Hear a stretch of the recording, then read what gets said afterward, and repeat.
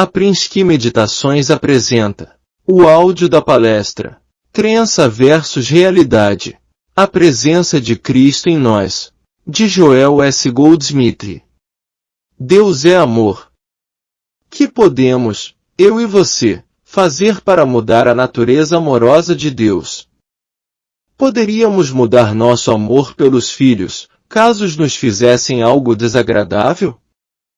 Claro que não.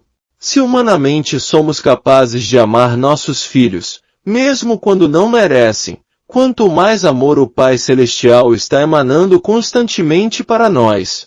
Pode você aceitar a verdade de que Deus é amor, não apenas quando você é digno, mas também quando se comporta inadequadamente? Pode admitir que Deus é amor, e que sua chuva cai igualmente sobre justos e injustos?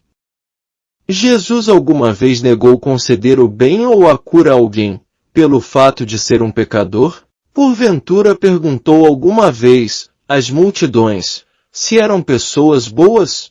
Ou se esbanjavam ou economizavam o seu dinheiro? Quando ressuscitou o filho da viúva, teria perguntado se o moço havia sido moral ou imoral, honesto ou desonesto? Ou simplesmente o ressuscitou, destruindo a crença coletiva na morte? Todos conhecemos a resposta. Em nenhuma ocasião Jesus recusou cura, suprimento, perdão, reforma ou restauração a alguém, por temporária crença no mal.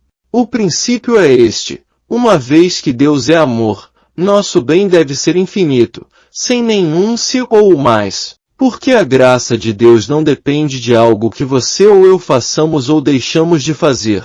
A graça de Deus não pode ser retida.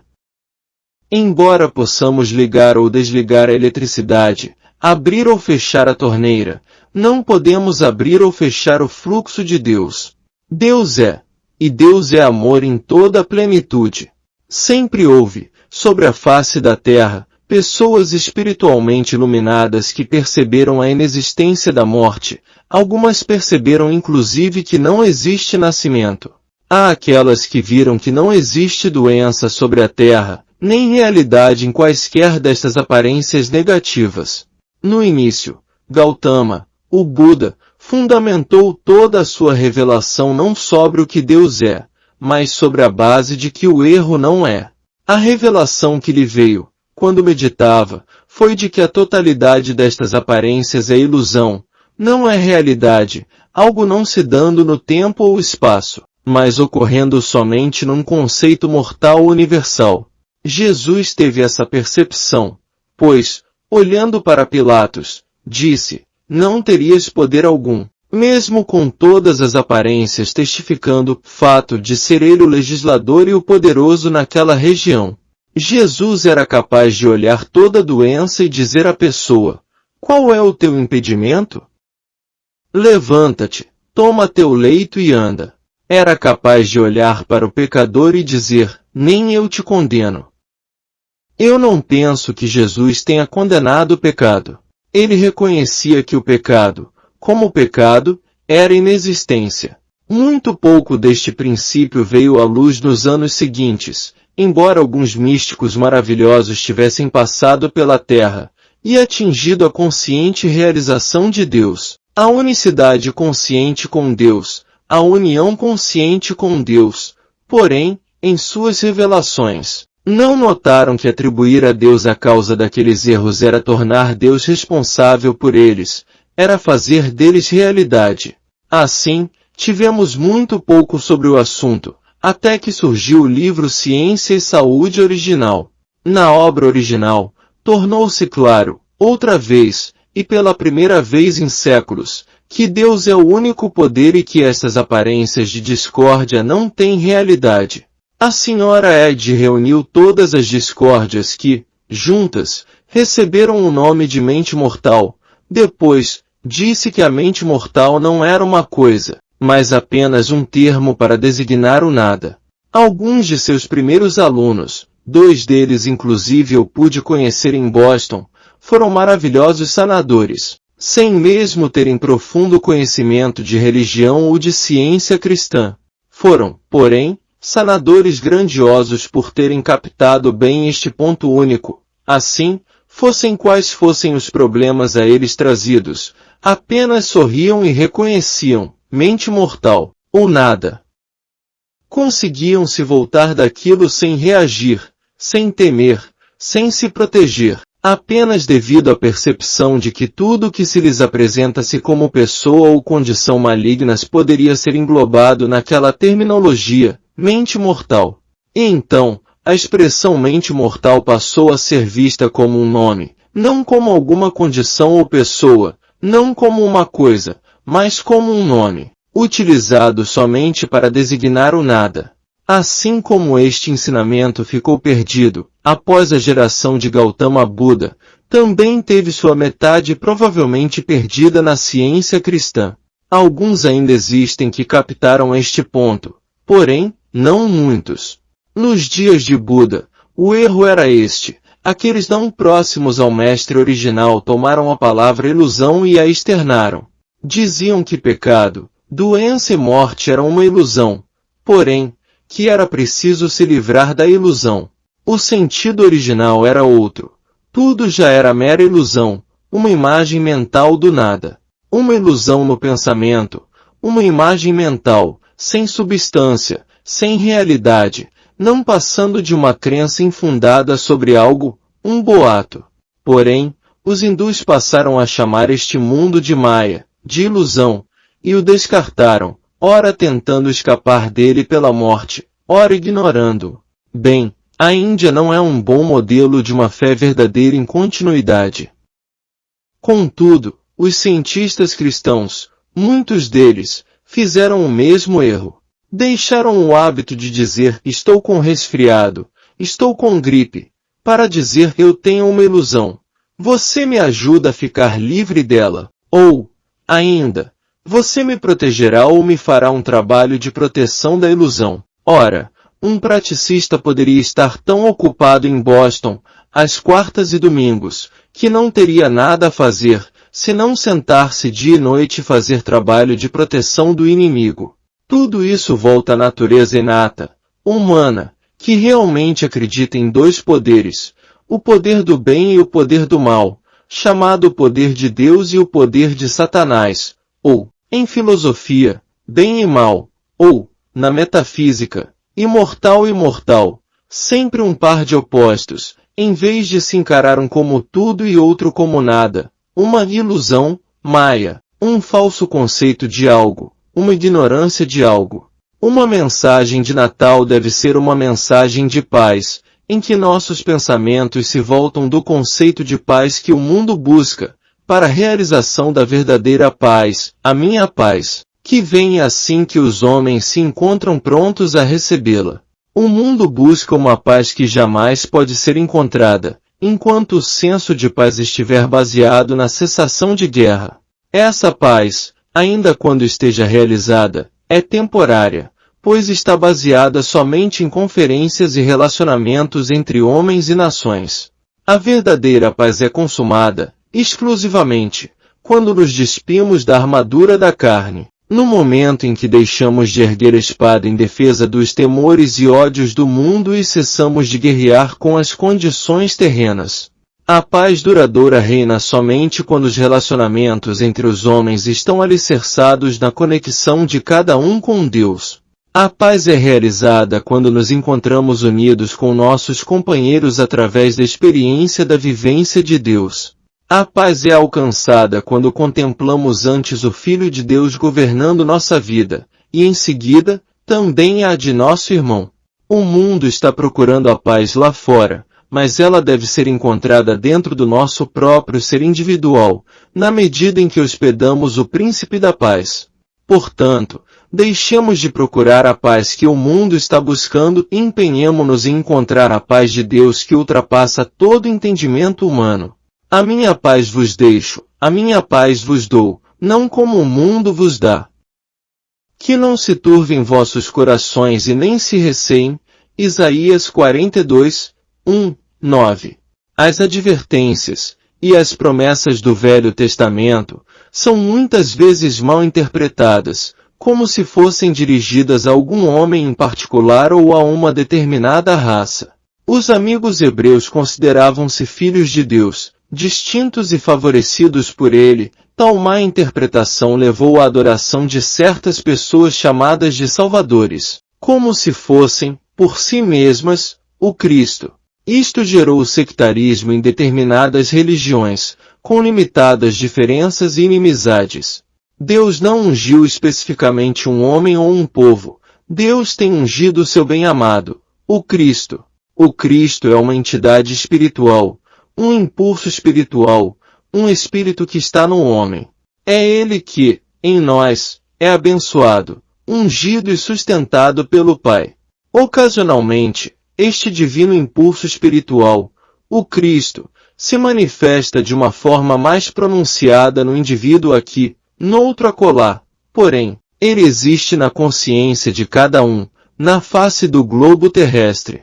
Chega um período específico na vida de cada indivíduo, em que ele recebe a anunciação espiritual e então o Cristo é concebido, nutrido e desenvolvido.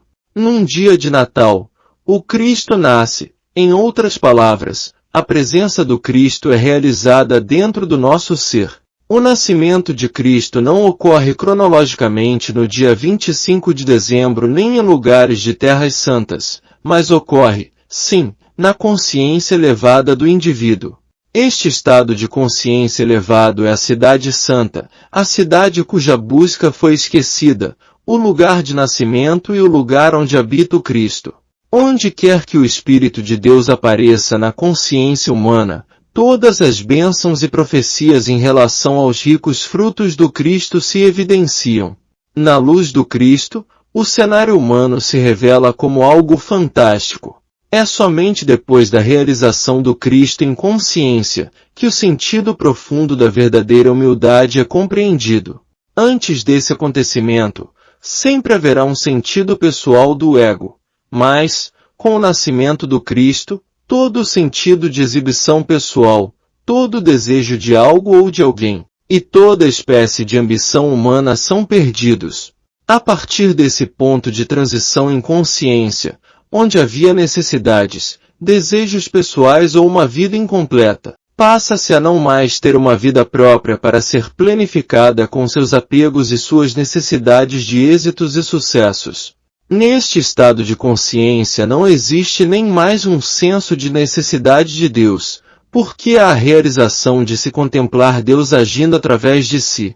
Esta atividade nunca é para benefício pessoal, mas se torna uma bênção para aqueles que ainda não experienciaram a concepção e o nascimento de Cristo dentro do seu próprio ser, e, portanto, não realizaram a natureza universal de Cristo.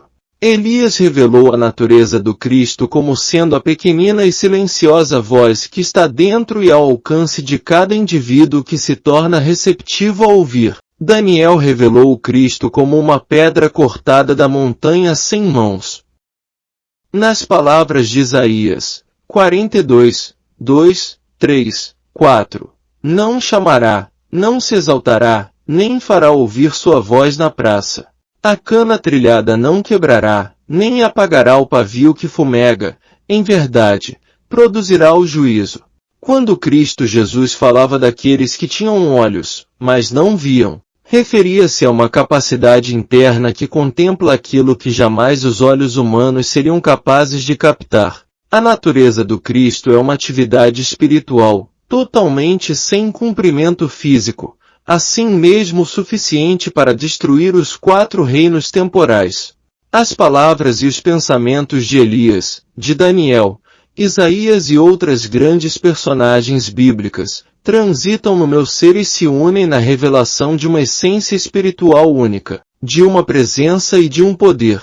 Mesclados com estes pensamentos estão também os das crianças que vêm ao mundo com deficiências.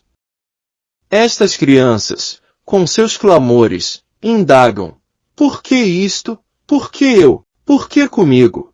E suas vozes penetram a consciência da terra, e essa não tem resposta aos seus problemas e às suas necessidades de cura. Um clamor semelhante se faz dos povos do mundo inteiro, ansiosos por uma cessação de guerras e esperançosos de uma paz mundial, e a Terra também não tem resposta para eles. Mas há uma resposta. A resposta é o Cristo. Cristo é a influência espiritual dentro de você, de mim e de todas as almas e corações abertos para a anunciação, para a experiência da concepção e nascimento do Cristo.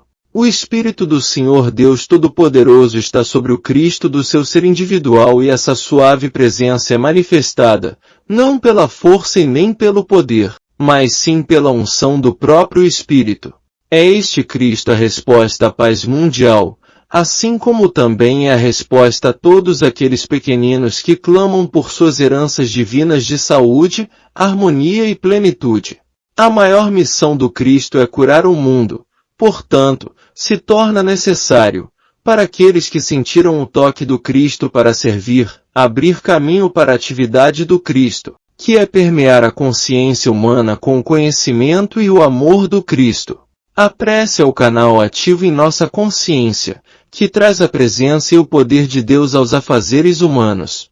Eventualmente você poderá receber pedidos para uma ajuda específica, e para estar preparado, é preciso aprender a manter a comunhão com o Príncipe da Paz, com nenhum outro propósito a não ser o da própria comunhão com Ele. Você deve reservar períodos todos os dias para a meditação e nesses momentos se isentar de qualquer preocupação com os problemas relacionados com sua própria vida. Sua única razão para meditar deve ser experienciar em consciência a comunhão com Deus. Nesta comunhão, a atividade de Cristo em você se torna o agente curador por todos aqueles que lhe solicitem ajuda. Pensem acerca da consciência curadora que pode ser suscitada no mundo, quando cada estudante da verdade se conscientizar, em primeiro lugar, que o único Filho bem-amado, que está no âmago do Pai, é o Cristo do seu ser individual.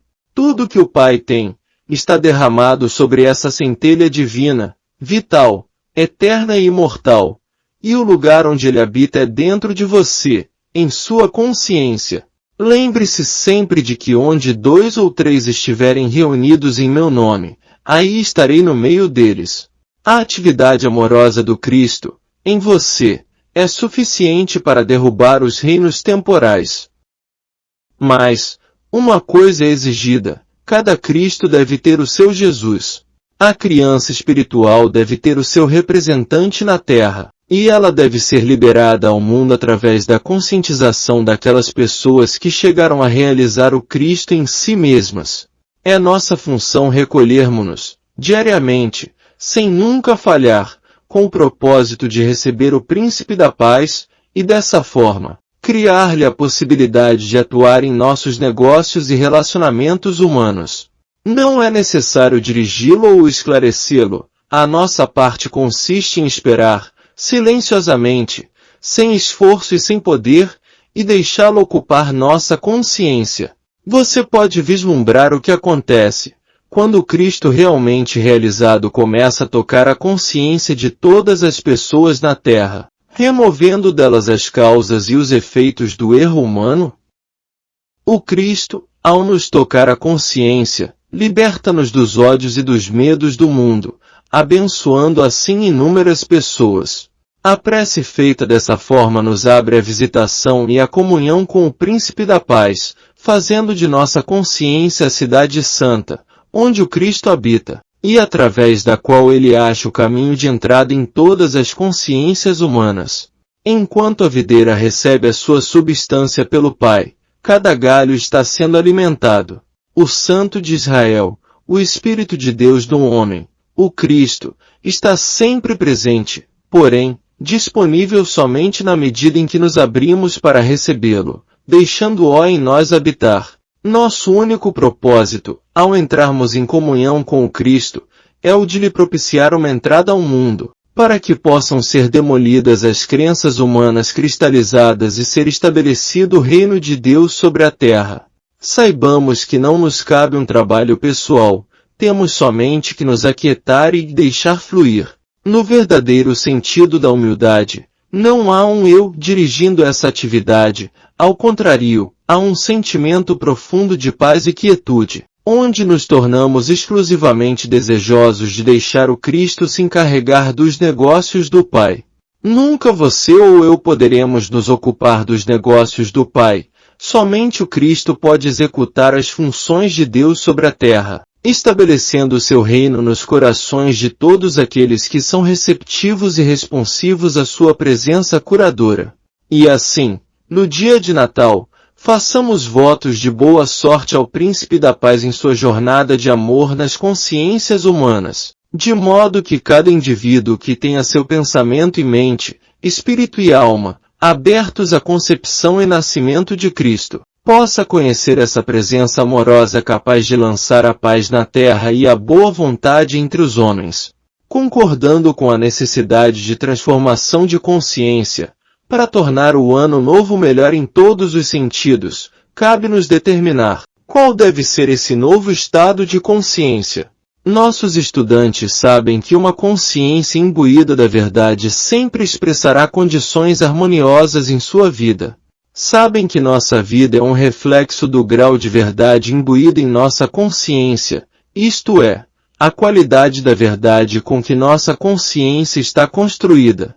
Se bem que seja verdade que Deus constitui a nossa consciência, e portanto já possuamos a plena, completa e perfeita consciência espiritual, devemos compreender que essa perfeição é potencial, disponível, demonstrável. Cabe a cada um de nós revelar aos poucos essa perfeição, por um trabalho individual na verdade, pelo empenho em nossos deveres, até que a presença seja realizada em plenitude. A nossa consciência. Sem um contínuo reconhecimento desta presença interna, ficamos hipnotizados pela consciência de massa e sujeitos a ela. Ficamos sob a lei de acidente. Se coincidir de ser um novo ano progressista, de boa saúde, talvez partilhemos disso. Mas se acontecer um ano economicamente depressivo, de epidemia, também disso partilharemos. Um modo de evitar fazer parte da consciência de massa, esse viver robotizado, movido pelas crenças mundanas, é começar e terminar nosso dia em estado de oração. É manter-nos vigilantes na consciência de nossa real identidade, como filhos de Deus, vivendo uma própria vida e não a vida dos outros, assim como não buscamos que os outros vivam nossa vida. Deus é que deve viver em ou como nós. Deus, no meio de mim, é poderoso. Há uma presença divina que vai diante de mim para endireitar os caminhos tortuosos. Isaías 45, 2. Há um poder e uma presença espirituais dentro de mim, que é a lei de ressurreição sobre toda a experiência humana, sobre os meus negócios e meu corpo, sobre minha profissão e minha saúde. Há uma influência espiritual que restaura até mesmo os anos perdidos do gafanhoto. Devemos aprender a conscientizar a presença divina em nós, muitas vezes ao dia, até que se torne uma constante. É isto que nos sobreleva a consciência da massa e nos capacita a viver sob a orientação de Deus, pela graça. A lei, a substância, o poder de Deus nos suprem, quando o reconhecemos em todos os nossos caminhos e conservamos nossas mentes focadas nele. Só isto nos separa da influência da massa e salva-nos da experiência coletiva, capacitando-nos a ser uma lei em nós mesmos. Vimos a ser uma lei sobre nós mesmos a partir do momento em que conscientizamos Deus em nosso íntimo e aceitamos que Ele nos dirija. Do momento em que reconhecemos nosso relacionamento como filhos e herdeiros dele, em usufruto de todas as riquezas celestiais. Só pela consciente e compreensiva aceitação desta verdade que nos colocamos sob a lei de Deus. Estamos sob as leis da humanidade, sob a lei do karma, sob a lei de causa e efeito. Todas as leis que operam sobre a consciência humana, produzem seus efeitos sobre nós, individualmente, enquanto não atingirmos a realização espiritual e não demonstrarmos a plenitude da harmonia pela graça. Um mandamento é, portanto, sede vós perfeitos como é perfeito a vosso Pai Celestial. Elevando-nos gradualmente à perfeição é que nos separamos das leis e crenças que governam o mundo. Não há meio de um ser humano chegar a ser perfeito enquanto não reconhecer a perfeição potencial de Deus em seu íntimo, como possibilidade de alçar-se de glória em glória, sob a orientação divina, sob seu reino e sua lei. Só podemos ser perfeitos pela realização da perfeição divina que já está em nós. Este reconhecimento é importante para estímulo e esforço consciente de superação da influência de massa. Como dissemos, essa perfeição não se ganha num instante. Devemos começar no ponto em que nós estamos, sem reclamar essa perfeição a nós mesmos, mas esquecendo-nos das coisas que ficam para trás e conscientizando que eu e o meu Pai somos um. Essa unidade governa nossa vida com harmonia. É uma bênção, mesmo na pequena medida inicial de nossa capacidade. Ninguém, neste momento, está exprimindo a plenitude de Deus. Mas podemos regozijar-nos se, em alguma medida, já podemos demonstrar a capacidade de separar-nos da consciência de massa, se, em alguma proporção podemos apartar-nos dos erros, doenças e limitações a que estaríamos sujeitos num viver comum. Não caiamos no mesmo erro de alguns estudantes metafísicos que desanimaram e desistiram do esforço, por não haverem demonstrado harmonia e liberdade interior completas. Ao contrário, alegremo-nos a cada pequeno avanço neste sentido, em nossa experiência, pois é prova de que estamos nos aproximando da mais alta realização, que será seguramente alcançada, se persistirmos neste caminho. De nada nos vale saber, ler, pensar, que a sintonia com o divino interno é benéfico. É preciso praticar. É indispensável buscar essa sintonia, para conquistá-la aos poucos. Se não a buscamos, quando a realizaremos? Nossa vida, neste ano, pode ficar sob a orientação e governo amorosos de Deus, na medida em que aceitarmos e praticarmos essa verdade e nela persistirmos. Não há meio de a lei ou a verdade espiritual tocar-nos com a graça, se não as aceitamos e não as buscamos conscientemente. Depende só de nós, é algo intransferível, ninguém pode fazer por nós, por mais que nos ame e por mais estreitos que sejam os laços que nos unam. Lembremos, mesmo depois de 3 anos de íntimo convívio com o Mestre, Judas o traiu, os demais discípulos, com exceção de João, o abandonaram, quando ele mais precisava deles. Isso mostra do quão convictos devemos estar da verdade, para abraçá-la e demonstrá-la em todas as circunstâncias. Por nenhum momento iríamos pensar em construir uma casa sem termos compreendido as leis de projeto, escavação, edificação, etc., bem como as leis locais de zoneamento e de saúde. Não tentaríamos ganhar uma causa no tribunal, a menos que conhecêssemos a lei que a regula, e tampouco iríamos tentar navegar sem o conhecimento das leis de navegação. Entretanto, tentamos resolver nossos problemas de suprimento individual. Tentamos demonstrar a disponibilidade e abundância de suprimento sem o devido reconhecimento das leis que o governam. Muitos ignoram a existência dessas leis e creem que uma cega fé em algum Deus ou poder é suficiente para manifestar a operação do bem na experiência individual. No plano do absoluto não há nenhuma necessidade de se resolver o problema do suprimento. Nele nada é requerido, pois a substância espiritual é onipresente e inexistem tempo e espaço em que o suprimento esteja ausente.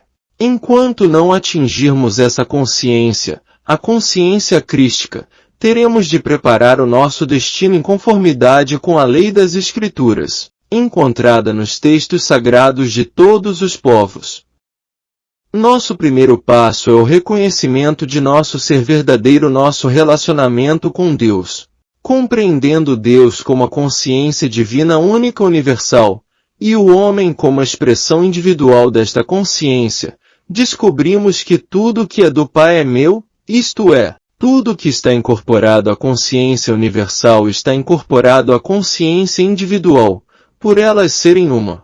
Assim, Quaisquer coisas ou ideias de que necessitemos já são partes integrantes de nossa consciência, e se desdobrarão à percepção humana tão logo nos familiarizemos com a lei e passemos a aplicá-la.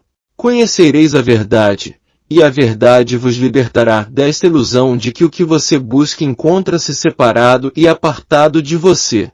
Deverá haver o entendimento de que o universo inteiro está incorporado à mente divina, e em vista de essa ser a nossa única mente, todas as coisas já estão dentro de nós. Em consequência, jamais somos dependentes de alguma pessoa, lugar ou condição para coisa alguma. Portanto, nosso passo seguinte é abandonar toda dependência a pessoas, posições ou investimentos para o nosso suprimento. A princípio, isto parece ser um disparate, já que as coisas do espírito são loucuras para os homens.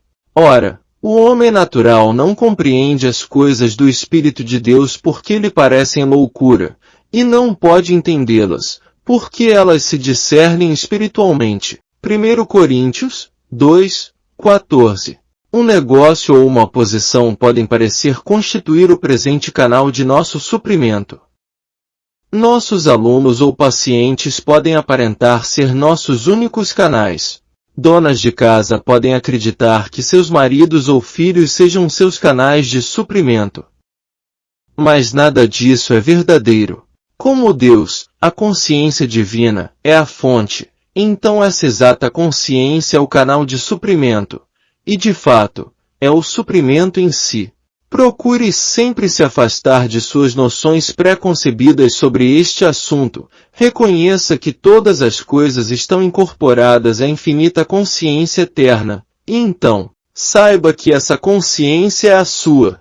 Tendo se libertado de toda dependência a fontes e recursos materiais e humanos, você perceberá o bem continuamente se desdobrando em sua experiência humana, na forma de bem que a cada momento lhe estiver sendo requerido. Enquanto caminha rumo a essa consciência superior, obedeça a duas recomendações importantes dadas pelas Escrituras. Levarás à casa do Senhor, teu Deus, as primícias dos frutos da tua terra. Êxodos 23:19. A forma disso ser feito deverá ser como nos ensinou o profeta hebreu, e essa pedra, que erigi em padrão, será chamada a casa de Deus, e de todas as coisas que me deres te oferecerei, ó Senhor, o dízimo. Gênesis 28:22. Após reconhecermos que tudo o que existe pertence a Deus, a mente universal, pomos de lado uma pequena mas definida parte de tudo recebido individualmente, recirculando-a no universal, ou seja, fazemos uso desta parcela sem a vincularmos com as despesas usuais ou pessoais. Podemos doá-la a alguma causa comunitária ou de caridade. Podemos exprimir gratidão a um instrutor ou praticista espiritual. Mas, seja como for, essa parcela deverá ser dedicada a serviço de Deus, o bem, independente da manutenção própria ou familiar. E ela deverá se constituir das primícias dos frutos e não uma parte daquilo que sobrou de nossa receita. Deverá ser tirada da mesma tão logo a recebamos, de modo que possamos, nós mesmos, fazer o equilíbrio e confiar que Deus dará o aumento. Nossa obediência a estes princípios nos dará a condição de provar que quando todas as fontes materiais estão secas, tua plenitude permanece a mesma. Quando relaxamos a mente consciente das tensões e lutas, e permitimos que o bem flua através de nossa consciência espiritual, descobrimos que não precisamos temer o que o homem mortal possa nos dar ou sonegar. Repousamos na firme convicção de que do Senhor é a terra e a sua plenitude, e de que tudo que é do Pai é meu. Tudo que existe no universal está se desdobrando para o individual. Chegamos agora àquela que talvez seja a suprema lei espiritual da Bíblia, a nós revelada por Jesus Cristo. Na oração do Senhor, podemos ler, e perdoa-nos as nossas dívidas, assim como nós perdoamos aos nossos devedores. Eis o ponto em que você pode pôr suas próprias limitações em suas demonstrações do bem. Na proporção em que você perdoa, receberá as bênçãos do infinito. Podemos perdoar aos que nos devem somas de dinheiro, e aqueles que têm para conosco dívidas de amor, gratidão, reconhecimento, ou mesmo dívidas de cortesia de família ou amigos. Mas devemos perdoar. Devemos viver num constante estado de bênçãos.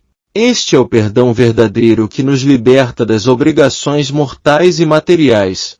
Há algum tempo, fui procurado por um homem muito necessitado de dinheiro. Sem emprego e sem fonte de renda, contou-me que um de seus amigos lhe devia uma soma de dinheiro que o tiraria da dificuldade, e perguntou-me: como fará para que eu possa receber essa dívida? Disse-lhe que perdoasse tanto o homem como a dívida. Não que lhe escrevesse cancelando a dívida, já que esse era problema de seu amigo, mas que o perdoasse mentalmente, e caso ela nunca fosse paga, que não pensasse mais nela, nem pensasse maldosamente a respeito do chamado devedor. Tire-o de seu pensamento como se ele não existisse, e deixe o princípio divino abrir seus canais de suprimento. Ele percebeu o ponto e se voltou deste único canal visível possível de suprimento para o não visto infinito. Exatamente na semana seguinte, ele recebeu dinheiro suficiente para mantê-lo por 2 semanas, e ao término da segunda semana, foi novamente chamado ao seu próprio emprego, de que havia sido desligado por vários anos. A oração deve ser feita com os ouvidos e não com a boca, pensamentos ou com a mente. Deixe que a prece seja uma atitude de que escuta, um estado receptivo de consciência, e com o desejo de que o que for ouvido transforme e o renove. Somos o templo do Deus vivo quando deixamos que Deus assuma e viva nossas vidas, quando nossa prece é de ouvir, quando nossa atitude é de receptividade, quando nossa vontade está em sermos purificados, limpos, para fazermos a vontade do Pai. Neste vazio interior, criado a partir de nossas reflexões sobre a natureza de Deus e da oração, tornamo-nos instrumentos, tornamo-nos templos, e então, sabedoria e amor jorram em nossa consciência. Não estavam ausentes. Nunca estiveram. Ocorre somente que, enquanto estivermos com o vaso lotado, cheio de expectativas e desejos, esperanças e ambições, não estaremos vazios o suficiente para recebermos a graça de Deus. Os casamentos, como estão sendo vistos atualmente, não estão dando certo. Nem é para menos. Da forma com que são interpretados, cada cônjuge acaba ficando sem identidade e individualidade, com a mulher muitas vezes perdendo até o sobrenome. 2 seres se tornarem um não deve implicar a perda da individualidade, coisa impossível de realmente ocorrer. Sempre, de antes do nascimento até a eternidade, o indivíduo se mantém como indivíduo. Jamais perdemos a qualidade de ser únicos. O casamento humano, com seu sistema de submissão um ao outro, tenta anular o que de mais precioso cada um possui aos olhos de Deus, a sua individualidade espiritual, ou seja, a manifestação do próprio Deus como homem e como mulher. Temos todos qualidades e dons que não se destinam a ficar anulados simplesmente porque alguém se casou. No casamento espiritual, pelo contrário, em vez de submissão existe liberdade. Um cede ao outro total liberdade, reconhecendo este ponto logo que se casam. Depois de 30 anos de experiência, concluí que somente darão certo os casamentos em que houver a mútua concessão de liberdade, cada um vivendo a própria individualidade, e ao mesmo tempo, sem exigências, compartilhando a vida a 2. Se no casamento humano um homem e mulher têm direitos legais, no casamento espiritual a coisa é diferente. Ambos têm somente o privilégio de amar e compartilhar, sem direito algum de fazer exigências. Não cumpriremos nossa experiência humana enquanto não pararmos de aprisionar alguém como vítima de nossos direitos. Geralmente, no casamento humano, o marido assume a função de sustentar a mulher. Espiritualmente, jamais ela fica nessa dependência, pois estaria negando sua divina herança de se manter autossuprida graças à sua comunhão com Deus. Quando essa herança é reconhecida, o marido é liberto para compartilhar, liberto das obrigações legais que o forçariam a fazer alguma coisa. Ninguém gosta de agir por obrigação, nem legal nem moralmente. Porém, quando fazemos as coisas espontaneamente, de livre vontade, sentimos enorme prazer. São feitas de coração, e não movidas por alguma lei de tribunal humano. A volta ao lar do filho pródigo é o casamento místico. Quando o indivíduo, que se via separado de Deus, descobre sua unidade consciente com Ele, temos o casamento místico. Separado de sua fonte, jamais o homem será completo. O indivíduo, quando está consciente de sua unidade com Deus, encontra sua unidade com todo ser e ideia espiritual, e isto inclui todo tipo de relacionamento no céu e na terra. O casamento humano, portanto, é a expressão visível do casamento místico, da unidade consciente com Deus. Sem essa base real de fortalecimento espiritual, casamento algum poderá resistir. Quando cada um, homem ou mulher, fizer o contato consciente com Deus, estará em contato consciente com seu par, com os filhos, vizinhos, nação e resto do mundo. Jamais haverá essa união fortalecida sem que haja, antes, o relacionamento de união com Deus. Aí, sim, teremos uniões fortalecidas em todas as esferas humanas.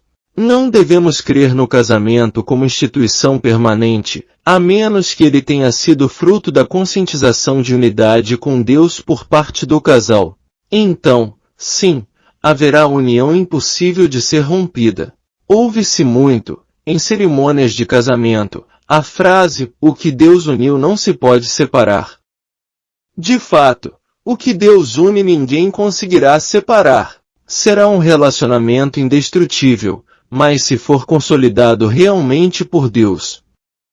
Inexiste unificação, inexiste união, exceto na consciente união com Deus. De minha própria experiência, posso adiantar que as desarmonias não têm acesso ao lar ou casamento em que o casal com frequência se une em meditação. Se algo pude aprender em minha vivência espiritual, tal aprendizado foi o seguinte: onde quer que nos unamos em meditação, ocorre o desdobrar do amor, para que um casamento não se restrinja ao mundo visível, e seja uma união do reino de Deus, para que ele tenha, não a paz do mundo, mas a paz celestial. Deverá existir não somente por um vínculo espiritual, mas também ser mantido por constante meditação, em que nos unimos a Deus e nos unimos mutuamente. Este é o segredo da meditação. Com ela, unimos-nos a Deus e nos descobrimos em unidade com toda a humanidade sensível à espiritualidade. Isto se torna ainda mais real no casamento. Na união com Deus, principalmente quando homem e mulher se unem para meditar, ambos descobrem entre si um elo indissolúvel, uma vez que o relacionamento que daí emerge é algo muito além daquele meramente pessoal. Ele transcende inclusive o bom relacionamento humano. Dissolve todo o mal entre os casamentos comuns, dissolve toda a sensualidade, todo o ciúme, toda a malícia, toda a exigência, e se torna a livre doação de Deus a nós, e a cada um, reciprocamente. Não há questão alguma, num lar, que não se resolva pela meditação conjunta, desde que ambos abram mão de querer fazer prevalecer a sua vontade ou desejo pessoal, para que a vontade de Deus possa ser feita. Este é o segredo, e não há outro. Todos os tipos de relacionamentos humanos podem ser mantidos em harmonia, porém, essa possibilidade somente existe pela submissão de nossa vontade a Deus, e nunca pela submissão mútua de nossa individualidade. Sempre devemos honrar e respeitar a individualidade do outro. Recordemos que, da infância à fase madura, temos em cada casal duas pessoas trazendo traços individuais de caráter, de hábito e de vida. Assim, não nos iludamos. Tudo aquilo não ficará passível de resignação somente por ter ocorrido um casamento. Portanto, mesmo quando nossos meios, modos ou maneiras diferirem por completo dos praticados por nosso parceiro, os fatos que acabamos de expor deverão ser lembrados. Enquanto cada um tiver a liberdade para ser ele mesmo, enquanto os dois estiverem sendo eles mesmos em união consciente com Deus, o casamento será uma relação indissolúvel, assim na terra como é no céu. Deus não tem religião, seita ou credo. Esqueçamos religião e diferenças sectárias. Não nos preocupemos com rótulos quanto ao que é ou não é a religião de uma pessoa. Deus não pertence exclusivamente a qualquer denominação ou igreja. Pensemos, portanto, em nossa relação com Deus em sua real essência, aquela da unicidade, e depois que for estabelecida nossa unicidade através da meditação, o Verbo se tornará carne. Embora as declarações da verdade não sejam de tão grande valia, é muito importante, porém, haver um correto conhecimento da letra da verdade. Tudo que é preciso que conheça, em termos de teoria da verdade, e também requerido, para você poder usar no tratamento, pode ser resumido assim: Deus. Nós sempre iniciamos com Deus. Qual é a natureza e a característica de Deus? Deus é infinita inteligência. Deus é vida, e a vida é imortal e eterna. Deus é espírito, incorpóreo, e portanto o universo todo é incorpóreo e espiritual, formado da divina substância do ser. Deus é princípio ou lei. Portanto, tudo que existe no mundo está sujeito à lei divina e sob o governo da lei divina. Deus é a vida do indivíduo, a mente e a alma do indivíduo, o princípio ou lei do indivíduo, e Deus é a substância do indivíduo. Deus é inclusive a substância do corpo do indivíduo, uma vez que o corpo é o templo do Deus vivo. 1 Coríntios 3:16. 2. A natureza do ser individual. Tudo que Deus é, o ser individual é, seja eu, você, ou qualquer outro indivíduo. Tudo que Deus possui, eu possuo. Filho, todas as minhas coisas são tuas. Lucas 15:31. Você não é apenas um pedacinho de Deus. Toda a inteligência de Deus é a sua inteligência individual. Toda a vida eterna e imortal de Deus é seu ser e vida eterna e imortal. Todo o espírito e substância de Deus é a substância espiritual de seu corpo, seu negócio e seu lar. Tudo que Deus é, você é. Tudo que Deus tem, você tem. Como eu e o Pai somos um, e não dois, este um inclui Deus e eu, Deus e você. Tudo se acha incluso neste um. E nessa unidade, tudo que Deus tem, está manifestado neste um, que eu sou e que você é. 3. A natureza da ilusão. A ilusão não passa de uma sugestão universal vinda ao seu pensamento. É a crença do mundo numa egoidade apartada de Deus. É uma sugestão mesmérica, uma sugestão tão frequentemente repetida, que age hipnoticamente em sua consciência, fazendo com que creia existir alguém ou alguma condição apartada de Deus.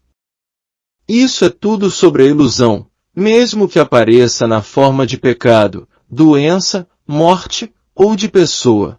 Tudo que constitui a ilusão é uma crença mesmérica, poderosa, universal, impelindo a si mesma, impondo a si mesma, sobre a sua consciência.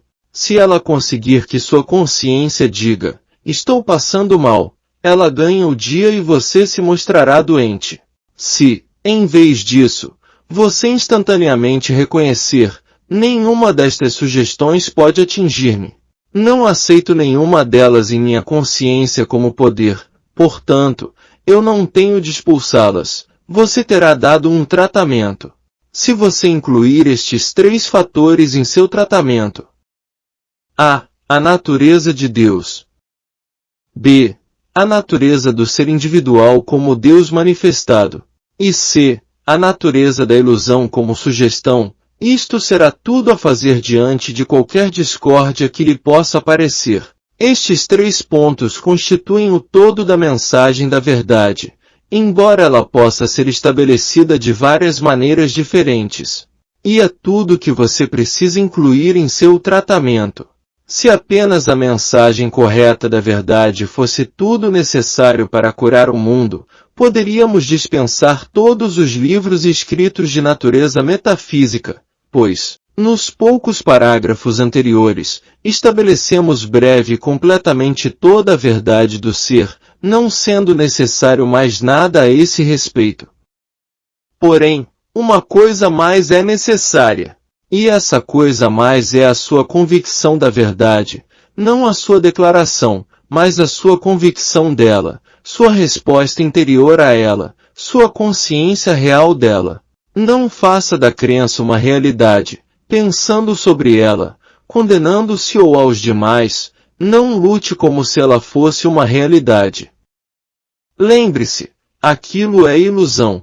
Não se trata de uma crença sua, mas da aceitação coletiva de um mito. Assim, não lute contra, não o enfrente. Sente-se tranquilamente e volte seu pensamento ao amor divino. Perceba que este espírito do amor divino está agora atendendo a cada necessidade humana. Sempre que dispuser de alguns minutos, volte-se interiormente ao Cristo, o divino ideal, e sinta sua proximidade. Não pense em ilusão, pecado, doença ou outra desarmonia qualquer, apenas preencha seu pensamento com a presença de Deus, isso fará com que a ilusão se dissolva. Ofereço-te aqui, Sami, uma lição importante, não só para um dia, mas suficiente para toda a tua existência. Se a praticares fielmente ainda que não recebesses nenhuma outra de mim ou de qualquer instrutor espiritual, se agravares no íntimo, ainda que ficasse só num deserto ou num barquinho, no meio do oceano, sem qualquer pessoa ou livro por perto, poderias sobreviver, encontrando salvação e segurança, alimento e vestuário, paz e tudo o mais que te fosse necessário. Quero revelar-te o segredo de minha felicidade, alegria, êxito, prosperidade e capacidade de servir a crianças e adultos ao redor do mundo inteiro. Como sabes, desejo que conheças este segredo, para que possas agir como eu. Em primeiro lugar, quando defrontares algum problema, seja de saúde, estudos, desentendimentos com os colegas ou mestres, retira-te a um lugar tranquilo. Senta-te com os pés no chão e mãos descansando nas coxas, fecha os olhos e lembra-te de que Deus está mais perto do que tua respiração, mais próximo do que teus pés e mãos. Ele está exatamente onde estiveres. Aquieta-te por um momento e Deus resolverá teu problema. Pode parecer estranho que não tenhas, pelo menos mentalmente, de expor teu caso a Deus, de não pedir-lhe nada e nem fazeres qualquer afirmação. No entanto, basta fechar os olhos, aquietar-te por um momento e saber que Deus está bem perto de ti, no centro de teu ser. Depois, sem ansiedade ou pressa, espera alguns minutos. O Espírito, Ele mesmo, se incumbirá de tudo. Se for um problema ou fórmula que não entendes, Ele te esclarecerá, como sucedeu uma vez aqui em casa, em que pediste ajuda em matemática. Sentamo-nos e meditamos e quando voltaste ao livro, encontraste a resposta plena, como se a tivessem escrito ali para ti. Sempre que tiveres alguma dificuldade, para o que estavas fazendo e conscientiza Deus exatamente ali onde estás, em teu íntimo. Espera alguns minutos e verás que Ele é a inteligência de teu ser e sabe por que o estás procurando. Não receies, de bom grado Ele sempre te responderá, se estiveres ligado. Se lhe perderes a sintonia, não poderás receber ajuda. Isto é compreensível. Digamos que estivesses aqui perto de mim, recebendo instrução espiritual. Se te distraísses, pensando em outra coisa ou saísses a passear, como poderia receber a lição que eu tinha a oferecer-te gostosamente? Como Pai humano, Bem gostaria de oferecer-te cada segredo espiritual que possuo, como dou dinheiro quando dele necessitas. Mas não nos poderei dar, se não estiveres receptivo e atento. A mesma coisa se dá em nossa relação com Deus. Temos que dar-lhe plena atenção, amor, obediência e gratidão. Não é propriamente amar um Deus que não vês, senão amá-lo nos colegas e professores com quem convives. Ainda que Deus esteja em teu íntimo, só lhe podes receber a graça se tiveres amor, júbilo e respeito em tua mente, em teu coração e em tua alma. Cada pessoa é responsável por si mesma. Não há um Deus sentado no céu a olhar e julgar os que estão aqui embaixo. A consciência divina está em nosso íntimo e sabe tudo o que pensamos, sentimos, falamos e fazemos, atraindo imediatamente de fora tudo o que mandamos para lá. Portanto, o amor e respeito que exprimes aos outros, logo os recebes de volta. Mais, tudo isto ainda é pouco. Mesmo que sejas humanamente bom em todos os sentidos, estás simplesmente cumprindo os 10 mandamentos. Agora te estou instruindo a cumprir o sermão da montanha, pois o caminho espiritual é uma revelação mais alta. Diz que não precisas de falar com Deus, senão apenas reservar pequenos períodos, durante o dia e a noite, para ouvi-lo dentro de ti. Mesmo que não ouças literalmente uma voz, ao abrir os ouvidos a Deus e silenciar por 1 minuto ou 2, permitir-lhe encher o vácuo que formaste internamente. Atenta bem para o que deves fazer, para formar este vazio expectante. Logo ao acordar, senta-te confortavelmente, pés no chão, braços apoiados relaxadamente nas coxas, olhos fechados, sintonizando o Cristo interno em silêncio, escutando intimamente por alguns minutos. Em seguida, lembra-te de que o dia que se estende diante de ti será governado e protegido por Deus. Serás então mantido e inspirado por Ele, porque abriste, anelante conscientemente, tua consciência à presença e direção de Deus.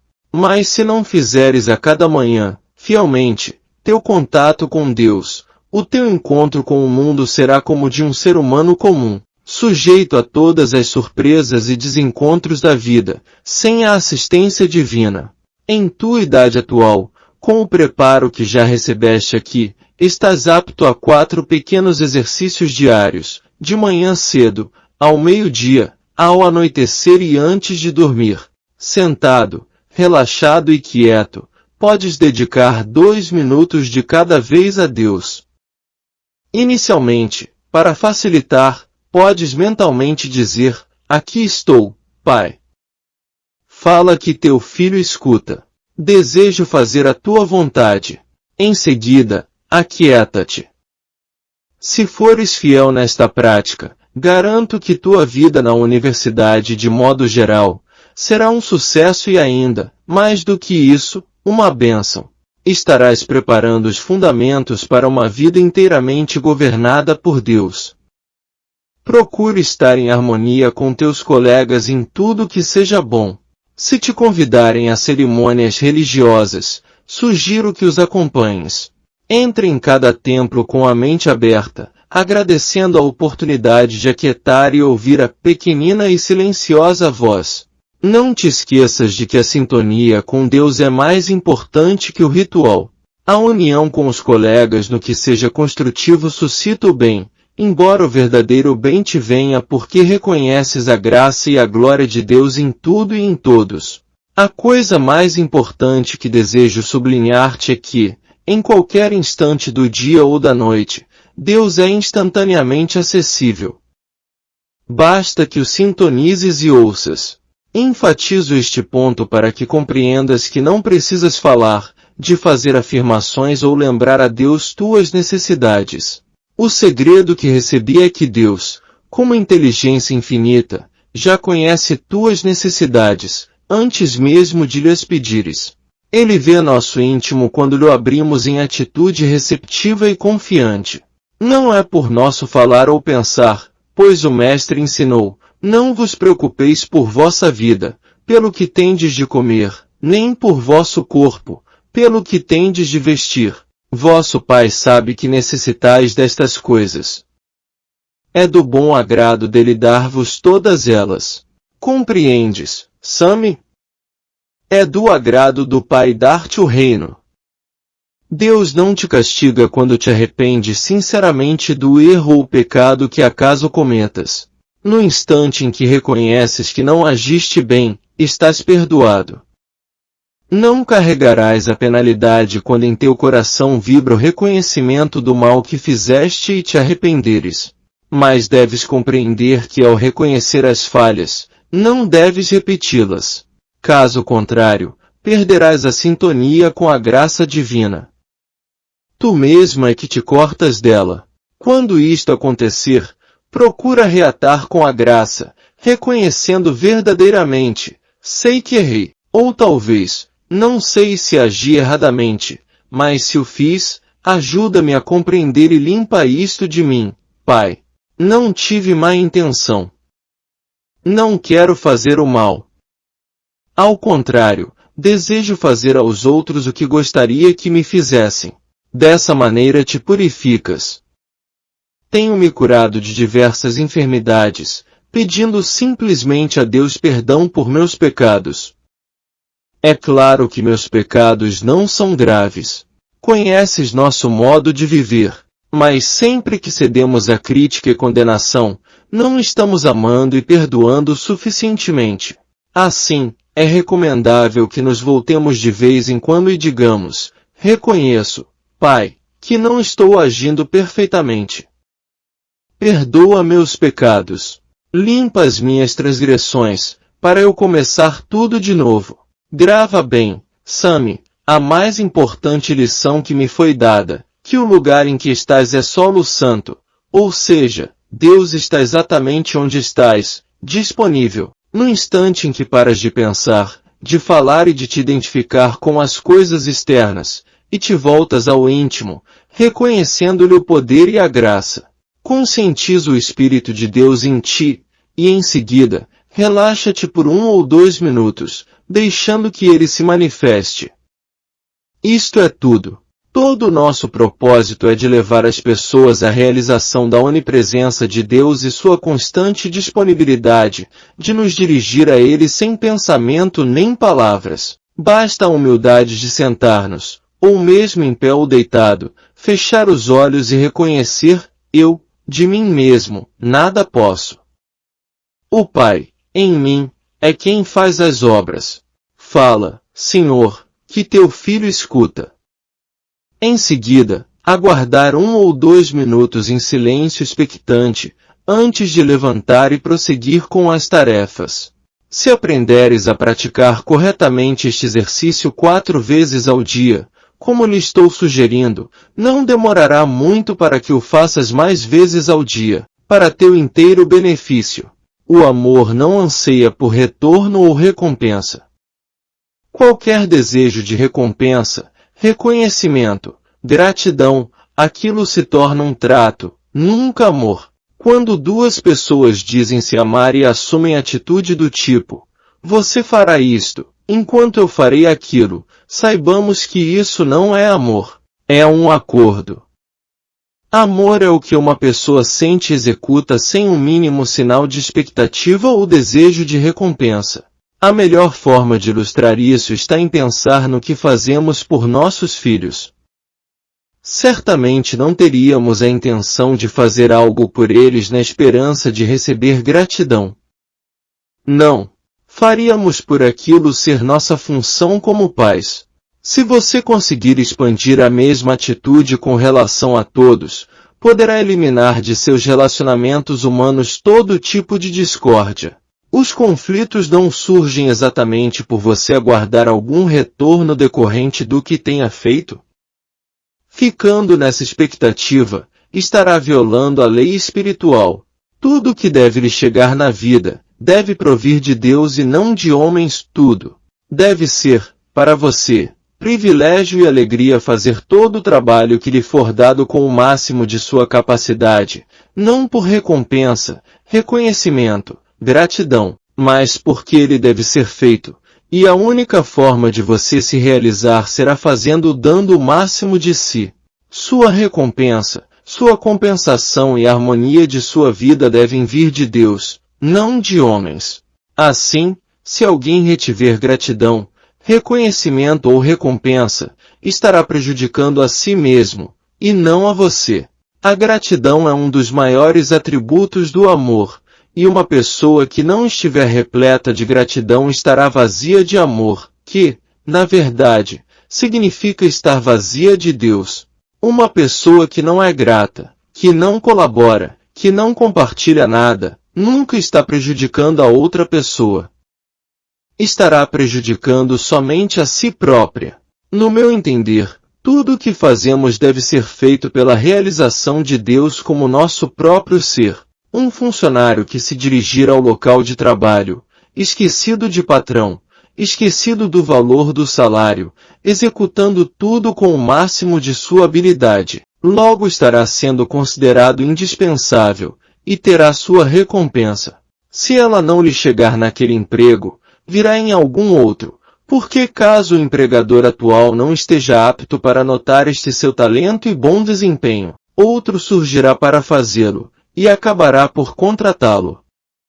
O ponto principal é que ninguém deve, jamais, trabalhar meramente com a expectativa de ser recompensado, pois sua recompensa poderá vir de outra direção. O mesmo é válido nos lares. Ninguém deve fazer as coisas somente por reconhecimento ou gratidão, mas por aquilo ser o que lhe cabe fazer, e deverá ser feito ao máximo de sua capacidade, na certeza de que a recompensa e reconhecimento vêm de Deus e não de homens. Relacionamentos harmoniosos podem ser mantidos somente nessa base. Se você investir em cada relacionamento o que lhe é devido, a harmonia é obrigada a vir acrescentada. As primeiras coisas passaram adiante e todas as coisas se tornaram novas, e embora eu fosse cego, agora eu vejo, e não através de um espelho em enigma, mas face a face. Sim, mesmo em meu corpo de carne, eu vi Deus. As montanhas se afastaram, e já não há horizonte, pois a luz do céu torna claras todas as coisas. Por longo tempo te procurei, ó Jerusalém, mas só agora meus pés de peregrino tocaram o chão do paraíso. Não há mais lugares desertos. Diante de mim estão terras férteis, como jamais eu sonhei. Oh! Na verdade lá nunca haverá noite. Sua glória brilha como o sol do meio-dia, e lá não precisa de luz, pois o próprio Deus é a luz. Sento para descansar. À sombra das árvores eu descanso, e encontro a minha paz em ti. Na tua graça está a paz, ó Senhor. Eu andava exausto pelo mundo, em ti encontrei o repouso. Eu estava perdido na densa floresta das palavras, na letra da verdade havia cansaço e medo, e só no teu espírito a sombra, água e repouso. Quão longe estive vagando do teu espírito, ó terno e real! Quão longe, quão longe! Como estive profundamente perdido no emaranhado de palavras, palavras, palavras. Mas agora voltei, e em teu espírito encontrarei minha vida, minha paz, meu vigor. Teu espírito é o pão da vida, e encontrando-o, nunca mais terei fome. Teu espírito é uma nascente de água, e dela bebendo, nunca mais terei sede. Como um viajor cansado procurei por ti, e agora meu cansaço se foi. Teu espírito montou uma tenda para mim, e em sua fresca sombra me deixo ficar, a paz enche minha alma. Tua presença me encheu de paz, teu amor colocou diante de mim um banquete de espírito. Sim, teu espírito é meu repouso, um oásis no deserto das palavras da verdade. Em ti quero me refugiar do ruído do mundo dos argumentos, em tua consciência encontrar sossego da língua maligna dos homens.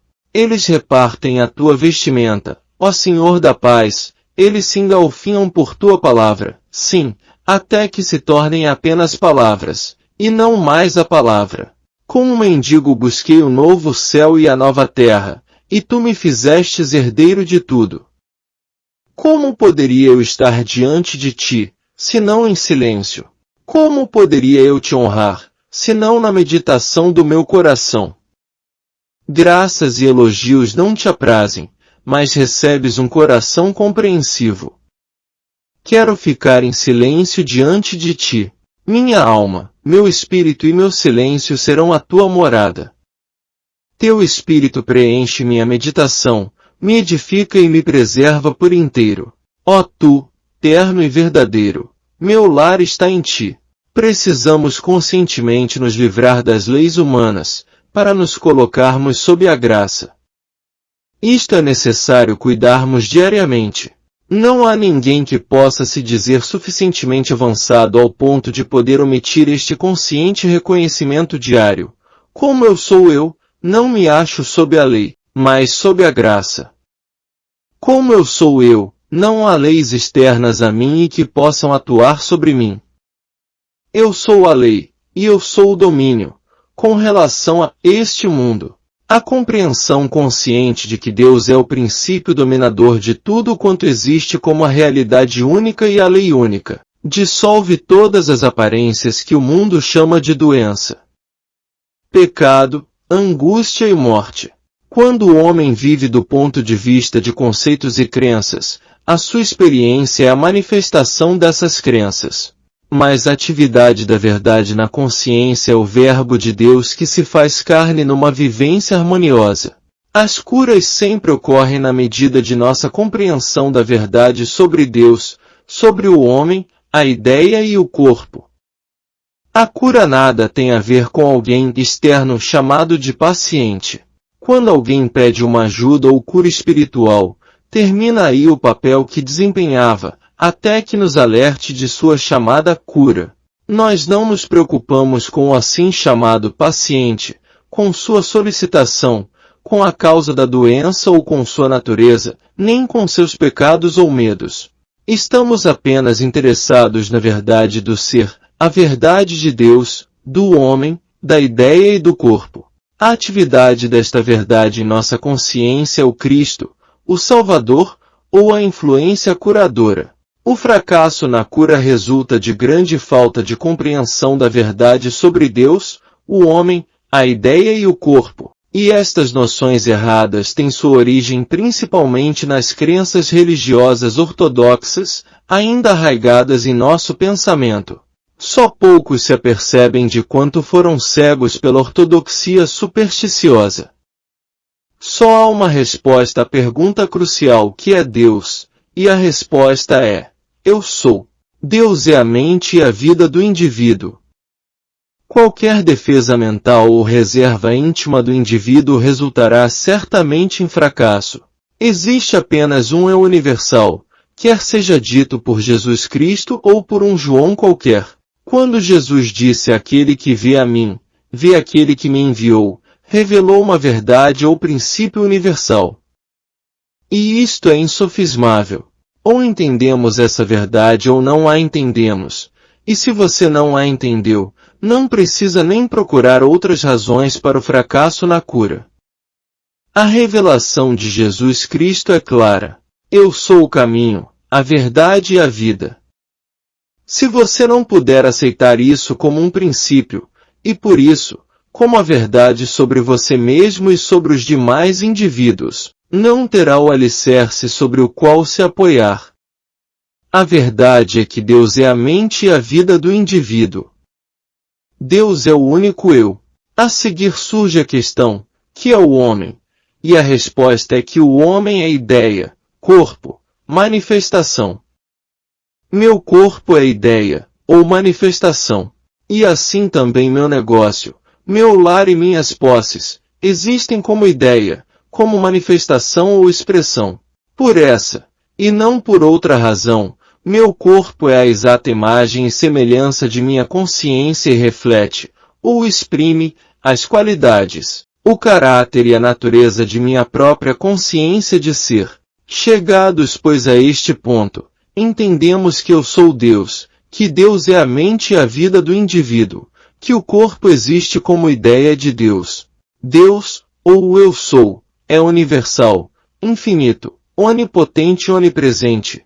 Por isso, a ideia de corpo é igualmente indestrutível, imperecível e eterna. Nunca nasceu e nunca morrerá. Nunca serei privado da percepção consciente de meu corpo, e por isso, nunca estarei sem meu corpo. Quando olhamos para o mundo com nossos olhos, não vemos nosso corpo, não vemos essa ideia divina e infinita chamada corpo.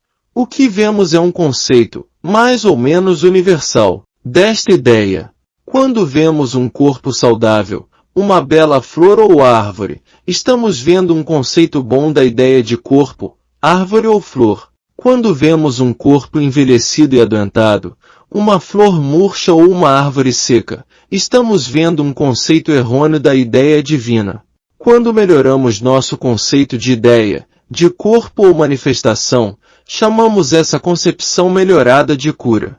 Na realidade, nada aconteceu ao tal paciente, ou ao seu corpo, a mudança ocorreu apenas na consciência do indivíduo, e se tornou visível como crença melhorada, ou cura. Por essa razão, apenas o curador deve aceitar sozinho a responsabilidade da cura e nunca tentar repassar a culpa do fracasso para a pessoa que lhe pediu ajuda. Pois todo indivíduo é eu sou, vida, verdade e amor, e seu corpo existe como ideia eterna, espiritual e harmoniosa, sujeita apenas às leis do princípio, da alma, do espírito. E é nosso privilégio, dever e responsabilidade conhecer essa verdade, e a verdade libertará todos aqueles que se voltam para nós. Como consciência individual, espiritual e infinita, eu corporifico o meu universo, corporifico ou incluo a ideia de corpo, de casa, de atividade, de rendimento, saúde, riqueza e amizade, e estas estão sujeitas apenas às leis espirituais e à vida. O corpo não age sozinho, ele é governado harmoniosamente pelo poder espiritual. Quando o corpo parecer discordante, inativo, superativo, instável ou aflito por dores, sempre há a ideia subjacente a isso de que ele possa agir sozinho, que tenha o poder, por si, de se mover ou não, de sofrer, de doer, de adoecer ou de morrer. E isto não é verdade. Ele não dispõe de atividade ou inteligência próprias. Toda ação é espiritual, portanto, ação boa e onipotente. Quando reconhecemos essa verdade, o corpo responde ao conhecimento ou compreensão da verdade. Nenhuma mudança ocorre no corpo, pois o erro nunca esteve nele. O que muda completamente é o conceito de verdade que é, que foi e que sempre será. Lembremos aqui de que não há nenhum paciente externo, nenhum corpo fora daqui a ser curado, melhorado ou corrigido. Trata-se sempre de uma falsa ideia ou crença no pensamento do indivíduo que deve ser corrigida. Quando começamos a compreender que o corpo não age sozinho, que ele apenas responde aos estímulos da mente, podemos desconsiderar as chamadas condições físicas desarmônicas e nos fixar apenas na verdade de que a vida sempre se expressa harmoniosamente, perfeitamente e eternamente como a divina ideia de corpo. A compreensão de que eu sou consciência espiritual, individual e infinita, que corporifica toda ideia correta e a governa com harmonia, nos trará saúde, harmonia, lar, emprego, reconhecimento, paz, alegria e domínio. Compreender que isto é verdade para todos os indivíduos, desfaz a ilusão de ódio, inimizade e hostilidade. E isto também faz de você um praticante, um curador ou um mestre, mesmo que não faça desse trabalho uma profissão. Passemos agora a encarar nossas superstições ortodoxas, para delas nos livrarmos. Jesus foi enviado ao mundo para livrá-lo do pecado, da doença ou da escravidão. Não, Deus, o princípio infinito, a vida, a verdade e o amor não conhece o erro, o mal, o pecado nem o pecador. Jesus viu tão claramente essa verdade que tal visão fez dele o Salvador, o curador, o Mestre, e o mesmo poderá ocorrer conosco.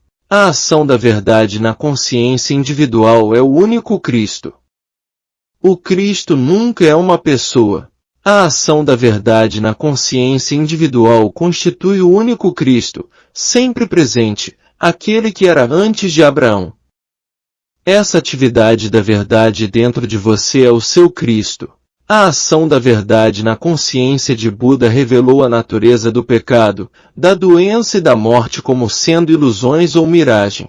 Essa mesma ação de verdade na consciência de Jesus Cristo revelou a nulidade da matéria, desdobrou-se como consciência curadora, diante da qual desapareciam o pecado e a doença, e a própria morte era vencida. Todo conceito errôneo, quer do corpo, do negócio, da saúde ou da igreja, deve desaparecer na medida em que a ideia correta sobre isso se instala na consciência individual e coletiva. E que dizer da Imaculada Concepção, ou nascimento espiritual? A Imaculada Concepção ou nascimento espiritual é o alvorecer da ação da verdade na consciência individual, ou a Cristo-ideia. Apareceu em Jesus como a revelação de que eu sou o caminho, a verdade e a vida, eu sou a ressurreição e a vida. Aquele que me vê, vê aquele que me enviou. A ação da verdade na minha consciência, o Cristo de meu ser, está revelando que eu sou consciência espiritual individual, infinita, que corporifica meu universo, incluindo meu corpo, minha saúde, prosperidade, meu lar, minhas amizades, a eternidade e a imortalidade. Deixemos que a ação da verdade em nossa consciência seja o primeiro e único objetivo, e nosso Cristo se nos revelará, em seu modo individualizado. Não existe o mal. Por isso, paremos de resistir a uma discórdia específica, ou a uma desarmonia da existência humana que se nos depara agora. Tal aparente discórdia desaparecerá assim que formos capazes de abandonar a resistência contra ela. E nossa capacidade de fazer isso está na proporção de nossa percepção da natureza espiritual do universo. E uma vez que isso é verdade, é evidente que nem o céu nem a terra podem conter o erro de qualquer natureza. Assim, o pensamento humano não iluminado vê o erro bem ali onde Deus brilha, a discórdia ali onde a harmonia, o ódio onde transborda amor e o medo onde de fato está a confiança. O trabalho em que nos envolvemos é a conscientização de que somos consciência espiritual, infinita e individual, que incorpora dentro de nós mesmos todo o bem. Este é o cântico que cantamos, o sermão que pregamos, a lição que ensinamos, e até que nos venha a realização, será nosso tema, nosso leitmotiv. É o fio prateado da verdade que une todas as mensagens. Nada pode vir de fora de nós, nada pode nos ser acrescentado. Já somos o vertedouro da consciência de onde jorra o infinito. Aquilo que recebe o nome de humano em nós deve ser aquietado, para se tornar uma clara transparência através da qual nosso infinito ser individual possa aparecer, se expressar ou revelar. Quando olhamos as cataratas do Niágara, podemos até imaginar que, com tanta água a correr continuamente, venha a secar, mas, se olharmos para além do quadro próximo, veremos o lago Erie e perceberemos que se trata de fato não de cataratas de Niágara, mas que este é o nome dado ao lago Erie no lugar onde se derrama no precipício formando a cascata. A inesgotabilidade da cascata de Niágara é garantida pelo fato de que sua origem, aquilo que constitui o Niágara, é na realidade o lago Erie. E assim é conosco. Nós somos o ponto onde Deus se torna visível. Nós somos Deus sendo o Verbo feito carne. Nossa fonte, aquilo que nos constitui, é Deus, o Ser Divino Infinito. Nós somos Deus sendo, Deus aparecendo, Deus se manifestando. Conta a história que Marconi, quando ainda bem jovem, estava seguro que seria aquele que daria ao mundo a comunicação sem fio, e não os muitos cientistas mais velhos que o vinham tentando havia anos. Após cumprir sua promessa, foi-lhe perguntado por que tinha tanta certeza de que seria bem-sucedido. Ele respondeu que os demais cientistas estavam buscando primeiramente um meio de vencer a resistência do ar às mensagens enviadas através dele, enquanto ele já havia descoberto que não havia resistência alguma. O mundo combate uma força do mal, porém nós descobrimos que não há tal força. Enquanto a matéria médica busca vencer ou curar as doenças e a teologia luta para superar o pecado, nós aprendemos que não há realidade na doença e no pecado, e as nossas assim chamadas curas se efetuam por causa desta compreensão. Sabemos que existem estas aparências humanas chamadas pecado e doença, mas também sabemos que por causa da natureza espiritual infinita do nosso ser, pecado e doença não são realidades, não são o poder do mal, elas não têm um princípio de sustentação, por isso, elas existem apenas como irrealidades aceitas por reais, ilusões aceitas como fatos, a interpretação errônea daquilo que de fato é. Nós nos amarramos com a crença de que haja um poder fora de nós mesmos, o poder do bem e do mal. Todo o poder foi dado a nós. E este poder é sempre bom, por causa da fonte infinita de onde emana. O reconhecimento deste grande fato nos traz uma paz e uma alegria indizíveis, mas sentidas por todos aqueles que entram na esfera de nosso pensamento. Isto nos torna amados. Traz o reconhecimento e a recompensa. Garante-nos um lugar no coração dos homens e se torna a base de infindável boa vontade. Sempre que se defrontar com um problema, independentemente de sua natureza, busque a solução dentro de sua própria consciência. Em vez de correr de um lado para outro, de buscar uma resposta com essa ou aquela pessoa, em vez de buscar a solução fora de si mesmo, volte-se para dentro. Na quietude e no silêncio de sua própria mente, deixe que a resposta para o problema brote por si mesma. Se fracassar uma, 2 ou 3 vezes, tendo-se voltado para a paz de seu reino interior, em perceber a resposta como um todo, tente de novo. Nunca será tarde demais, nem a solução aparecerá tarde demais. Quando aprendemos a nos tornar dependentes deste meio para lidar com nossos problemas e nossas experiências, nos tornamos cada vez mais hábeis em reconhecer rapidamente a revelação da harmonia por parte de nossa mente. Por tempo demais buscamos nossa saúde, nossa paz e prosperidade fora de nós mesmos.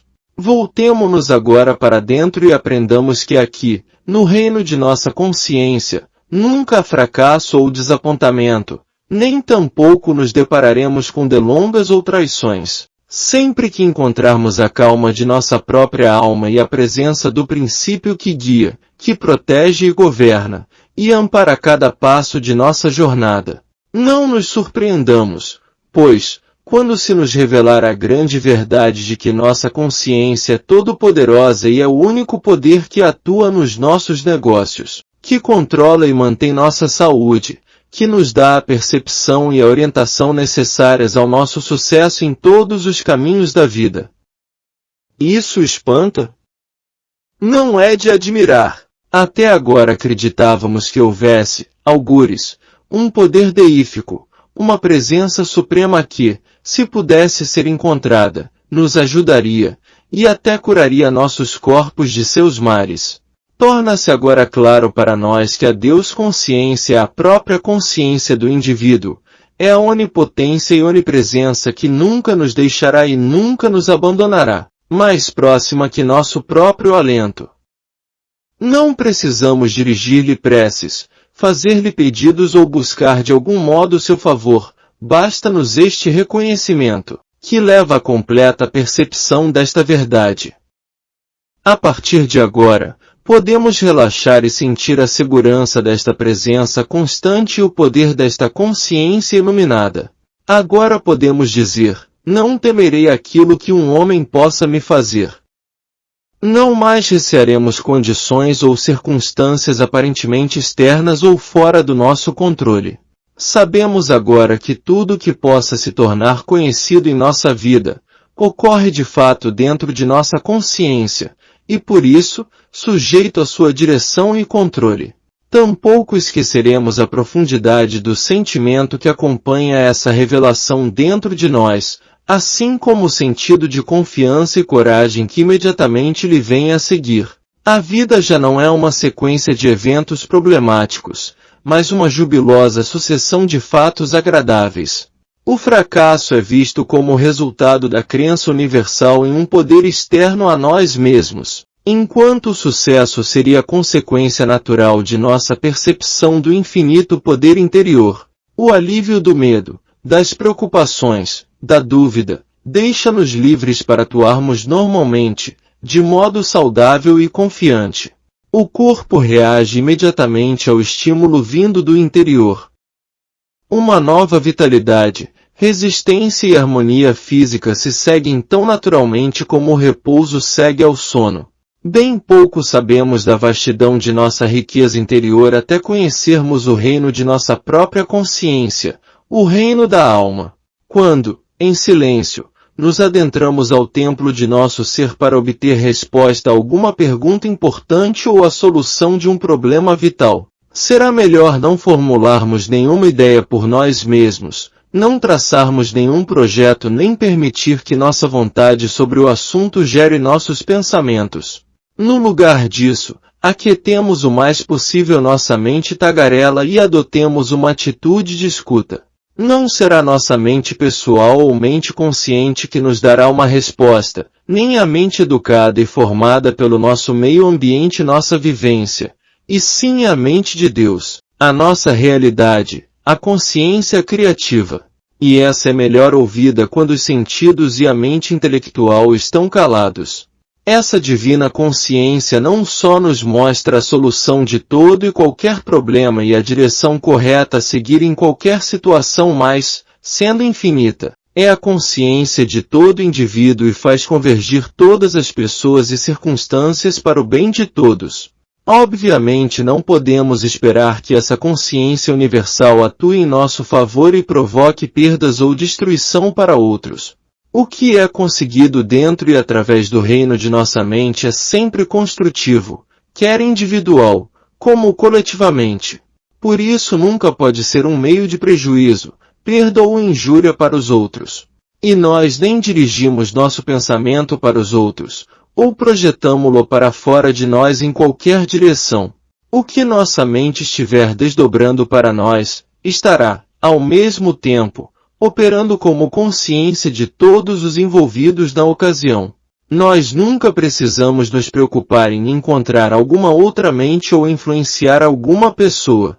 Lembremos de que a atividade da consciência da qual somos uma manifestação exerce sua influência sobre todos aqueles que podem estar afetados ou envolvidos na situação ou no problema. Não há problemas sem solução na consciência. E essa mesma consciência, que é a nossa consciência individual, é o único poder necessário para estabelecer e manter a harmonia de tudo que nos diz respeito. É o nosso voltar para dentro que traz à luz as respostas que já existem. Nossa atitude de escuta nos torna receptivos à presença e ao poder dentro de nós. Nossos períodos de silente contemplação revelam a força infinita e a energia construtiva, a direção inteligente que sempre habita em nós. Descobrimos, pois, em nosso reino mental, nossa lâmpada de Aladim. Em vez de esfregá-la e exprimir um desejo, nos voltamos para nosso interior em silêncio e ouvimos, e tudo o que for necessário para o sucesso e a harmonia da vida, flui em abundância. Nós aprendemos a viver com alegria, saúde e sucesso, não em função de qualquer pessoa ou circunstância externa, mas por causa da influência e da graça internas de nosso ser. Já não há necessidade de tentar dominar nossos sócios ou membros de nossa família. A lei interior mantém nossos direitos e privilégios. Todo desejo bom de nosso coração é agora satisfeito sem conflitos, sem medos ou dúvida. Quanto mais aprendermos a relaxar e observar ligeiramente nossos desejos, mais rapidamente e facilmente serão satisfeitos. Não nos é solicitado que andemos sofrendo pela vida ou que lutemos sem descanso por algum bem desejado, embora tenhamos falhado em perceber a presença de uma lei interior capaz de determinar e manter nosso bem-estar material. De início, pode nos parecer estranho perceber que leis interiores governem eventos materiais, e pode parecer difícil, de início, alcançar o estado de consciência em que tais leis do nosso ser profundo se tornam expressões tangíveis. Nós o alcançamos, contudo, na medida de nossa habilidade para relaxar mentalmente, para atingir uma paz e uma calma interiores, e a partir disso contemplar silenciosamente as revelações que nos vêm do nosso íntimo. A quietude e a confiança logo nos trazem a presença da realidade das verdadeiras leis que nos governam. Para que não surja em seu coração a pergunta de como uma lei atuante em sua consciência, sem esforço volitivo ou direção, possa afetar pessoas e circunstâncias externas, peço-lhe que observe o resultado do reconhecimento das leis interiores e que verifique isto pela observação. Ainda teremos clara a percepção do fato de que abarcamos nosso mundo dentro de nós mesmos, que tudo que existe, pessoas, lugares e coisas, vive apenas dentro de nossa própria consciência. Nunca poderíamos ter consciência de algo fora do reino de nossa própria mente. E tudo que está dentro do nosso reino mental é alegre e harmoniosamente regido e mantido pelas leis interiores. Nós não dirigimos ou forçamos estas leis. Elas operam eternamente dentro de nós e governam o mundo exterior. A paz interior se torna harmonia exterior. Assim que nosso pensamento assumir a natureza da liberdade interior, perderá o sentimento de medo, de dúvida e de desencorajamento.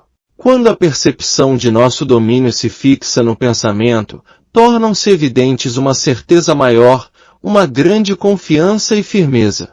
Tornamo-nos um novo ser, e o mundo reflete para nós este novo e mais alto conceito que temos dele. Aos poucos, desenvolve-se dentro de nós uma nova compreensão de nossos companheiros de jornada e de seus problemas, e brota de nós mais amor, mais tolerância, mais cooperação, mais ajuda e compaixão. Notamos que o mundo responde a este novo conceito que temos dele, e então todo o universo vem a nós e deposita seus tesouros em nossas mãos. Muitos tratados e convênios alentadores têm sido firmados entre homens e nações, e quase todos falharam, pois que nenhum documento pode ser mais valioso que o caráter de quem o assina. Quando estivermos envoltos pelo fogo de nosso ser interior, não precisaremos mais de contratos e acordos escritos, pois fará parte de nossa natureza básica o ser honesto, justo, inteligente e gentil, e estas qualidades são encontradas em todos que vêm compartilhar nossa experiência no lar, no escritório, nas lojas e em todos os caminhos da vida. O bem manifesto em nossa consciência volta a nós numa medida sacudida, cheia e transbordante. Nesse novo estado de consciência, somos menos aborrecidos com as ações dos outros, menos impacientes com suas insuficiências, menos incomodados com seus erros. Do mesmo modo, em vez de sermos impedidos e limitados por condições externas, nós não as defrontamos, mas passamos por elas com quase nenhuma preocupação. Percebemos que algo dentro de nós rege nosso universo, uma presença interior mantém a harmonia exterior. A paz e a quietude de nossa alma são a lei da harmonia e do sucesso do nosso dia a dia. Tudo que nos ocorreu antes disso será uma nulidade, se não percebermos que, acima de todo o conhecimento da verdade, devemos estar à sombra do Cristo. Quando Cristo penetra na consciência do indivíduo, o sentido pessoal de eu perde vigor. O Cristo se torna nosso ser verdadeiro.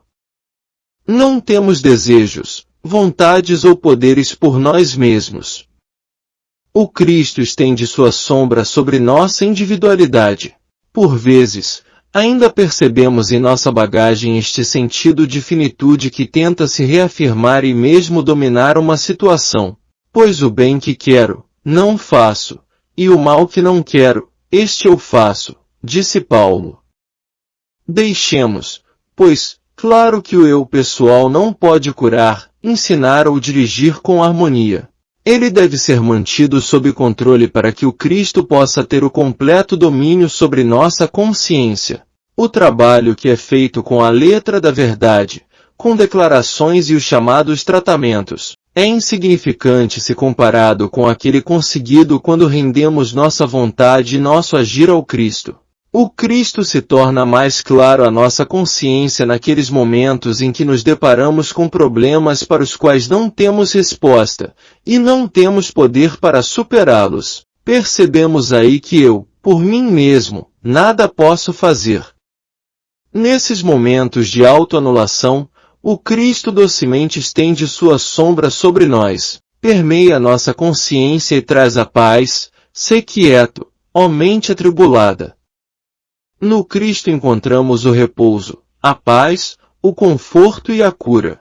O poder natural do sentido espiritual nos invade, e a discórdia e a desarmonia se esvaem, como a escuridão desaparece com a chegada da luz. De fato, isto só é comparável com o alvorecer, o influxo gradual de luz divina clareia e dá cor à cena em nossa mente, e desfaz uma a uma as ilusões dos sentidos, os recantos mais escuros do pensamento humano. A faina do dia a dia quer nos subtrair este grande espírito, até que tenhamos o cuidado de nos recolher com frequência ao santuário do nosso ser interior, e ali deixar que o Cristo seja nosso hóspede de honra. Nunca permita que conceitos vãos ou crença em poder pessoal o afaste desta experiência sagrada. Esteja pronto. Fique receptivo. Aquiete-se. De sorte que haja em vós a mente que houve também em Cristo Jesus. Filipenses 2, 5. Como essa mente já é a sua mente, você não tem nenhuma necessidade de estar apreensivo quanto à sua saúde, riqueza, paz ou harmonia. Relaxe no fato de que sua mente é a verdade, a vida, o princípio e a alma de seu ser e corpo. Unicamente pelo repousar nesta consciência você estará permitindo que essa mente, que a sua, seja todas as coisas para você. Todos demonstram interesse pelo assunto da imortalidade. Imortalidade aqui e agora, neste corpo, e não imortalidade a ser alcançada após a morte.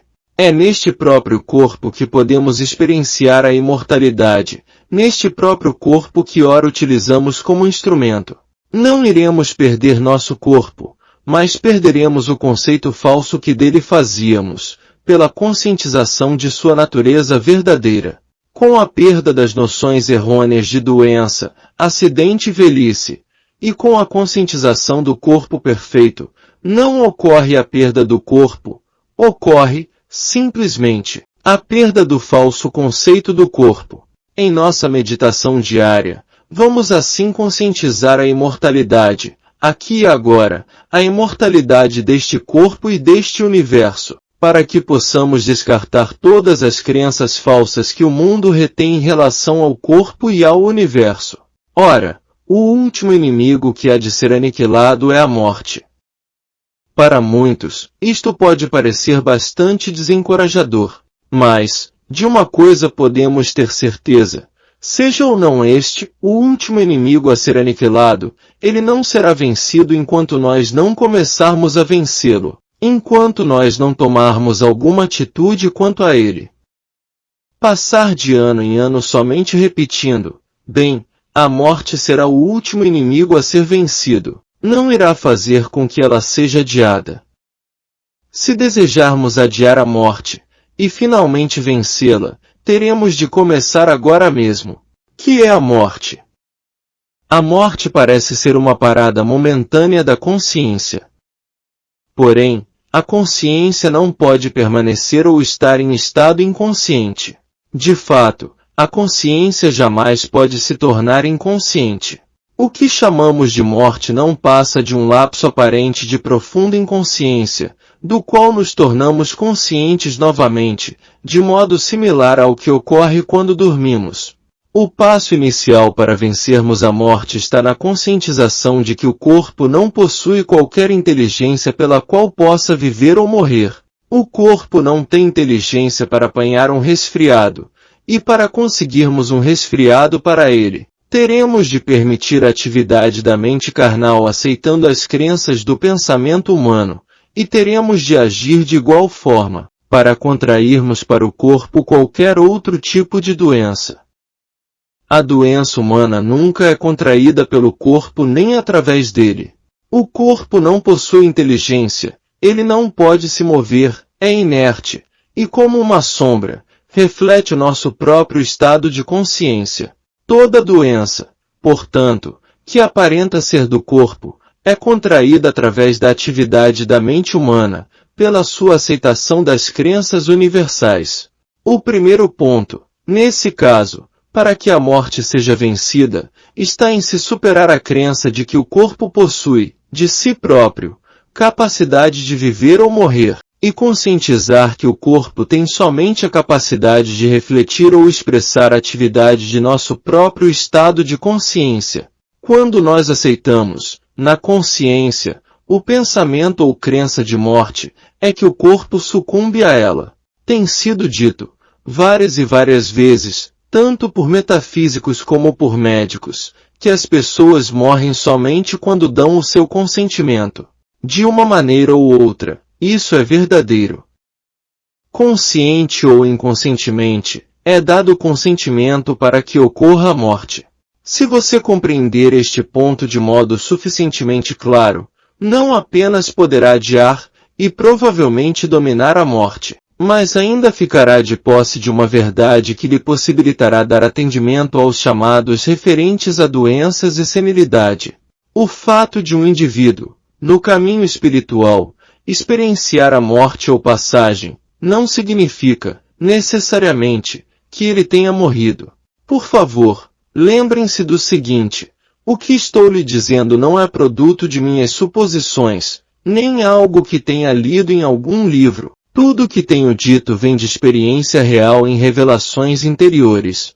Quando as pessoas na corrida normal da vida morrem, ocorre apenas momentâneo lapso de consciência, do qual elas despertam praticamente nesse mesmo grau de mortalidade ou sentido material. Não se tornam mais avançadas ou mais espiritualizadas por causa da passagem, sua materialidade não se converte em espiritualidade. Talvez possam se livrar de uma dor imediata, ou de uma doença imediata, mas tal libertação se assemelha à trazida pela medicina. A ajuda médica poderia livrá-las da dor ou da doença, mas nunca as faria avançar espiritualmente. Do mesmo modo, mesmo que o fenômeno da morte possa aliviá-las de alguma doença ou calamidade, isso não alterará o nível de consciência delas, e irão permanecer no mesmo nível material ou mortal, e com a mesma oportunidade de, em dado momento, avançar no caminho espiritual ou retroceder. A escolha é delas, tanto aqui como no depois. Isso tudo, naturalmente, se aplica àqueles que no nível comum da existência humana morrem por acidente, doença ou pela comumente chamada morte natural. Os que deixam este plano de existência enquanto estão nas baixas esferas da vida, ou seja, como um alcoólatra, um viciado em drogas, um criminoso ou qualquer outro estado grosseiro da materialidade, irão permanecer no mesmo nível após a sua passagem. A materialidade deles se tornará ainda mais densa, embora em alguma época, despertando para a verdadeira identidade, possam mudar o curso e iniciar a ascensão espiritual. O estudante de religião ou metafísica, que experiencia a morte ou passagem quando em ascensão espiritual, enquanto se eleva em sua trajetória, não somente desperta bem avançado no caminho, mas, em muitos casos, se for ampla sua proximidade com relação à verdade espiritual, sua transição poderá significar uma libertação completa da experiência física ou mortal. É essa a libertação contida na mente dos seguidores de certas religiões ocidentais que, ao lado de seus ensinamentos sobre a reencarnação, fazem referência ao estado que almejam atingir para se livrarem de voltar à Terra. Em outras palavras, alguns indivíduos atingem tal nível de consciência espiritual, que têm pleno conhecimento de sua verdadeira identidade, e de que o chamado corpo físico não constitui o ser e não possui inteligência por si mesmo, mas é um veículo ou instrumento pelo qual eles aparecem como forma. A estes, a experiência da passagem pode encerrar o envolvimento com a consciência de sentido mortal ou material, fazendo com que eles passem à plenitude do viver espiritual. Temos a oportunidade de dominar a morte por completo, no sentido de permanecermos aqui na Terra em nossa forma presente nas contínuas e progressivas aparências que essa forma venha a assumir. Não sei se isso vem sendo feito ou não, mas há essa oportunidade. Contudo, o ponto importante não é este. Se iremos aqui permanecer por 200 ou por 2000 anos, não tem maior importância do que se viajarmos para Nova York, para a Califórnia ou Europa. Não tem importância alguma o lugar em que iremos viver. O importante é como vivemos e por que vivemos. O ponto importante é em que nível de consciência estamos vivendo. Estamos vivendo de forma tal que, seja qual for o local ou plano de existência, dominamos os obstáculos da mortalidade e da materialidade? Uma das últimas declarações de Jesus foi a seguinte: eu venci o mundo. Mas era ainda Jesus que estava dizendo aquilo, enquanto estava no mesmo corpo. Eu venci o mundo. Também nós vencemos o mundo, à medida de nossa conscientização. Este corpo não é um poder sobre mim. Eu sou a vida, a mente, a inteligência e o poder que governam este corpo. Não eu, um ser humano, mas eu, a divina consciência do ser, dirijo este corpo, este negócio, este lar, este ensinamento e este algo mais dentro da faixa da minha consciência. O grau de nossa conscientização de que essa consciência nos governa é o grau com que vencemos o mundo. E poderemos caminhar sobre as águas, caminhar entre os micróbios, caminhar entre campos de batalha ou catástrofes, sem que nenhuma dessas condições tenha grande efeito ou poder sobre nós, pois, dentro de cada um de nós, estou eu, e eu sou o poder que rege toda a nossa experiência.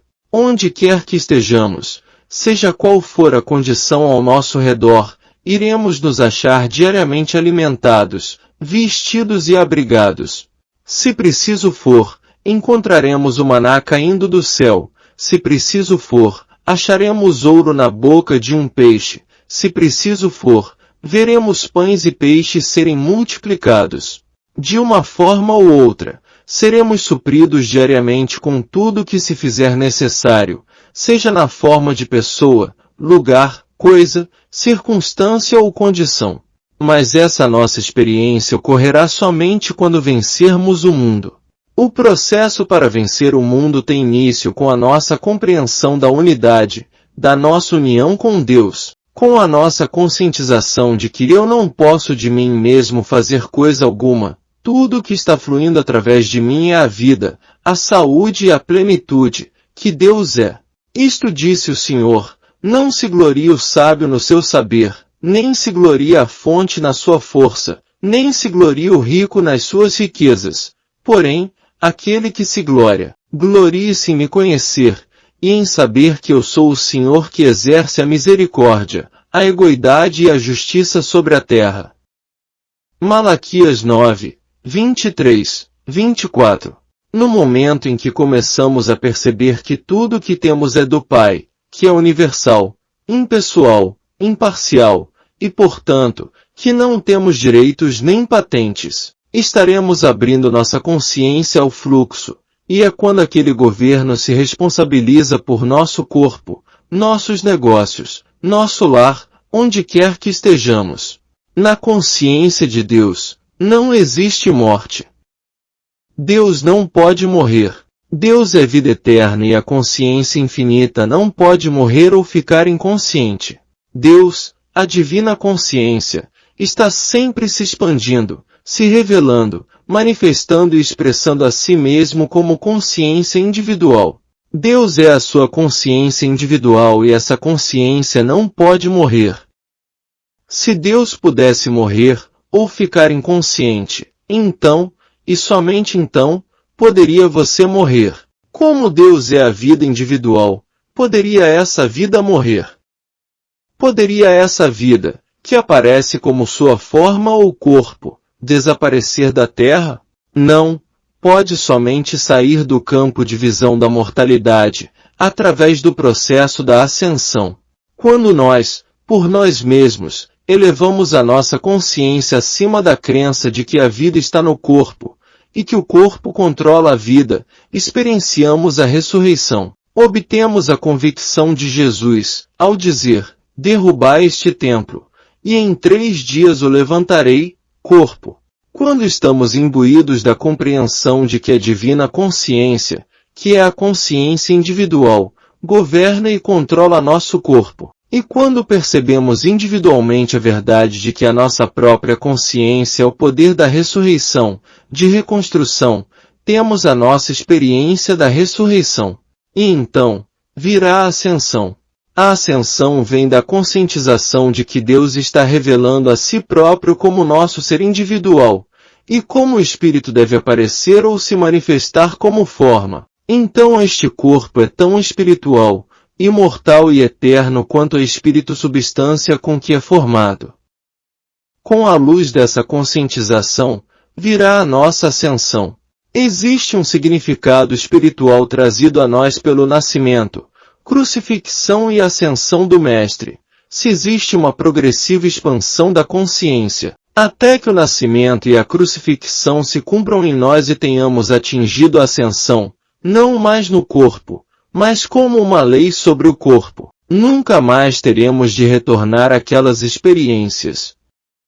A ascensão é o estado de consciência que sabe que o corpo não controla a vida, mas que a vida, sim, controla o corpo. O Mestre provou ter atingido este estado de consciência quando, referindo-se à sua vida, disse, eu de mim mesmo a dou, tenho poder para dar, e poder para tornar a tomá-la. E disse também, derrubai este templo, corpo, e em 3 dias o levantarei, ou, em outras palavras, eu, consciência, controlo este corpo.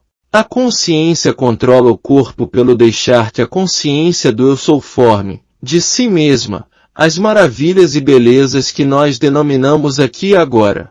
Como pode haver um Deus infinito, bom, e uma doença? Tudo é feito à imagem e semelhança de Deus, assim, mesmo quando você olha para o que o mundo chama doença, não a está olhando mais do que estaria olhando para a água no deserto. Você está vendo uma imagem, uma miragem, uma ilusão, uma aparência que não tem poder. É nessa percepção que a cura se realiza, não a negando, desviando-se dela ou tentando se elevar acima dela, mas olhando-a bem e dizendo, Deus fez tudo o que foi feito e tudo que Deus fez é bom. Alguma coisa que Deus não fez, não foi feita. Assim, quem quer que você seja, não tem poder. Eis o segredo. Preencha sua consciência com a palavra de Deus, ouça-a, leia-a, pondere e medite sobre ela. Isto amadurece e enriquece a consciência, e esta, agora mais profunda e mais pura, se transforma em causa, lei, substância e ação em nossa vida.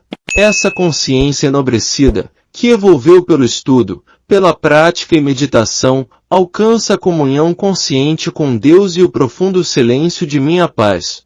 Somos então levados ao reino de uma atmosfera que transcende palavras e pensamentos.